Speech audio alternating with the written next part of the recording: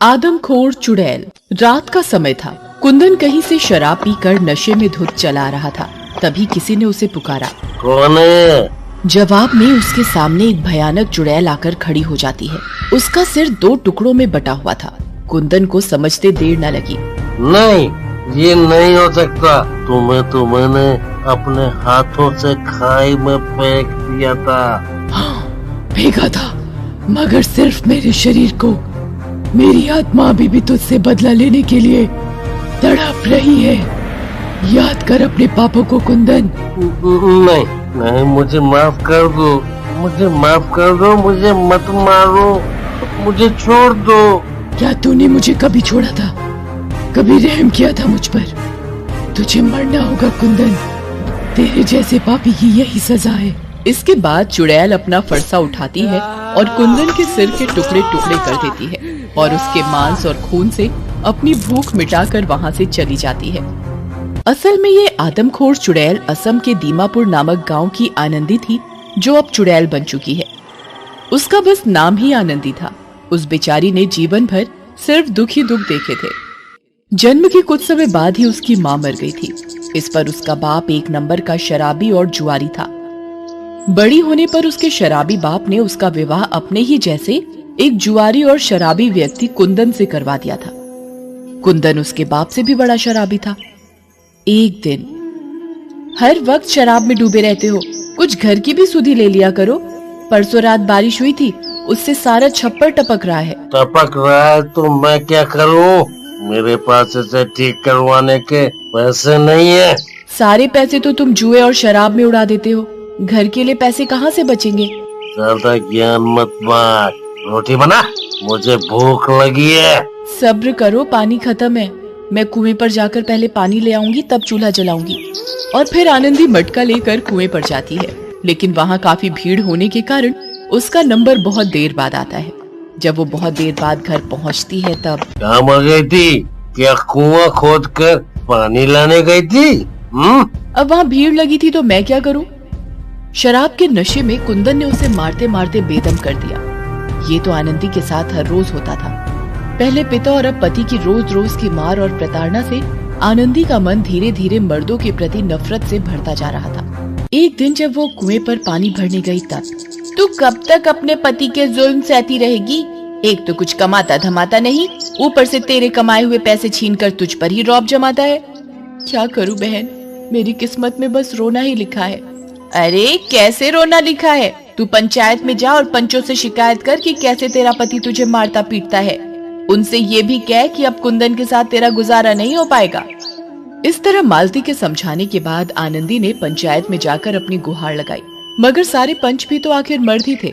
आखिर एक स्त्री की बात कैसे सुनते समझते। देखो आनंदी, शादी के बाद पति का घर ही एक औरत का सारा संसार होता है।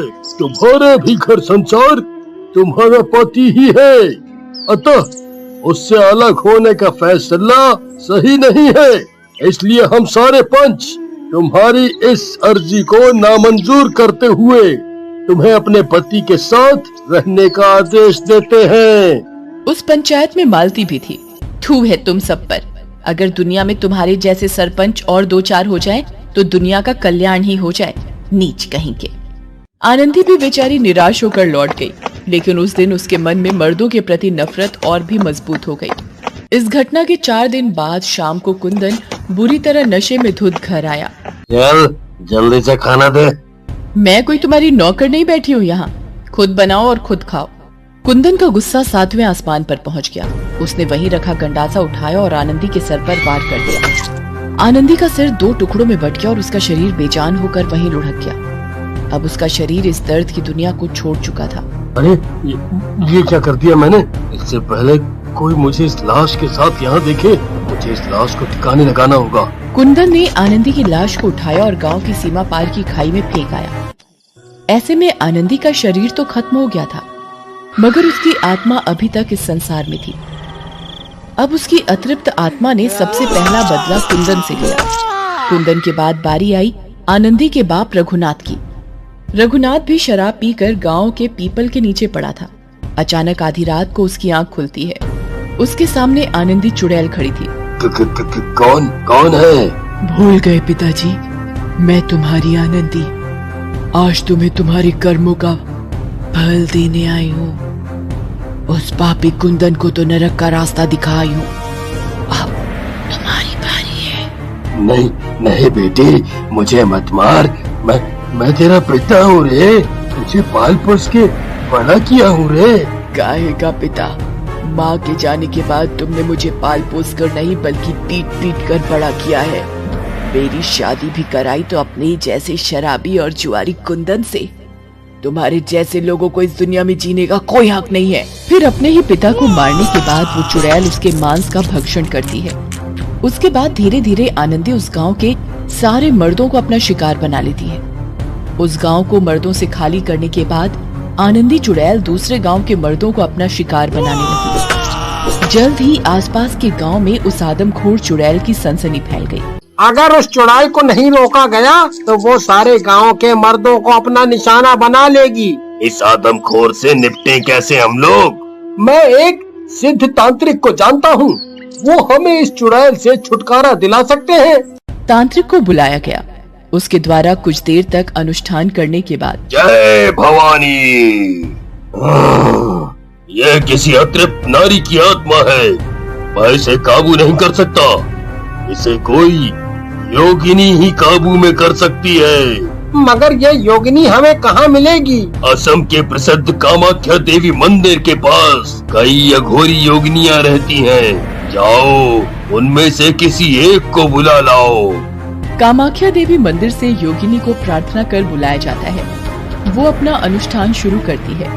ओम ह्रीम क्लीम चामुंडाय विच्चे। ए आदमखोर चुड़ैल प्रकट हो, प्रकट हो। आनंदी की आत्मा वहाँ प्रकट होती है। तू मुझे क्यों रोक रही है? तू नहीं जानती कि मेरे साथ क्या अन्याय हुआ है। जाने दे मुझे, अभी तक मेरा गुस्सा शांत नहीं हुआ है। मैंने अपनी शक्ति से सब जान लिया है। निश्चित रूप से तेरे साथ बड़ा अन्याय हुआ था, मगर तूने उनके साथ निर्दोष लोगों को भी मौत के घाट उतार दिया है। संसार के सभी मर्द तेरे दोषी नहीं हैं। अब बंद कर अपना ये खूनी खेल, नहीं तो मैं तुझे हमेशा के लिए कैद करके अपना गुलाम बना लूंगी और फिर कभी तुझे इस संसार से मुक्ति नहीं मिलेगी। ठीक है, मैं अपना ये खूनी खेल बंद करती हूँ, मगर मुझे मुक्ति कैसे मिलेगी? मैंने सब देख लिया है। मैं खाई में गिरे तेरे शरीर का अंतिम संस्कार करवाऊंगी, उससे तेरी आत्मा इस संसार से मुक्त हो जाएगी। इसके बाद आनंदी के शरीर का अंतिम संस्कार किया जाता है और उसकी आत्मा इस संसार से मुक्ति पा जाती है।